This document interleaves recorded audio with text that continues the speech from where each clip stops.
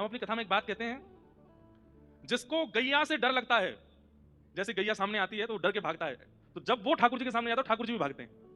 क्यों? बोले तू मेरी गैया से डर है, मैं तोते डरू। गैया गोबर से, गाय मूत्र से, गऊ घृत से, गैया के दूध से कई लोग नाक बंद कर लेते हैं अपनी। ऐसे ही जब आप लोग ठाकुर जी के सामने जाते हैं ठाकुर जी भी यूं ही मिलते हैं। बड़ी तो बदबू आ रही है, संसार के विषय में बदबू नहीं आई तुझे? हैं? पिज्जा पास्ता बर्गर में वो लहसुन प्याज की बदबू नहीं आई कभी? गोबर से बदबू आ रही है। ठाकुर जी को दुर्गंध, अब विदेश कभी दुर्भाग्य से विदेश जाना हो तो देखो वहां पर क्या होता है। गौ मांस की दुर्गंध ऐसे ही आती रहती है। विदेश में सब अच्छा है, पर एक ही चीज बुरी है कि वहां कब कहां से दुर्गंध आ जाए। विदेश जब जाते हैं ना, हमें अपने पटका को ठाकुर जी को नित्य प्रसादी करते हैं कि हम खूब सारा इत्र लगा के जाएं। फ्लाइट में जब जब भोजन सर्व होता है ना, उस समय बस न्यों लगती है दिमाग फट जाएगा, क्या क्या खाते हैं लोग।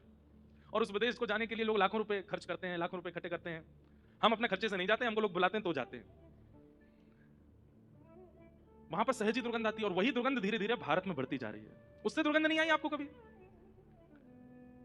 भाग्यनगर के जब हम रास्ते से आते हैं तो कहीं हमको कुछ लटके हुए दिखते हैं, जीव जंतु, कहीं कुछ बन रहा है, कहीं कुछ बन रहा है। हमने परसों किसी से पूछा, जहां भी जाता हूं मैं पूछता हूं कि यहां पर स्पेशलिटी क्या है खाने की। तो अगर शुद्ध होता है तो मंगवा लेते हैं, नहीं तो फिर घर में बनवाते हैं, जिनके यहाँ रुकते हैं भाई बना के खिलाओ।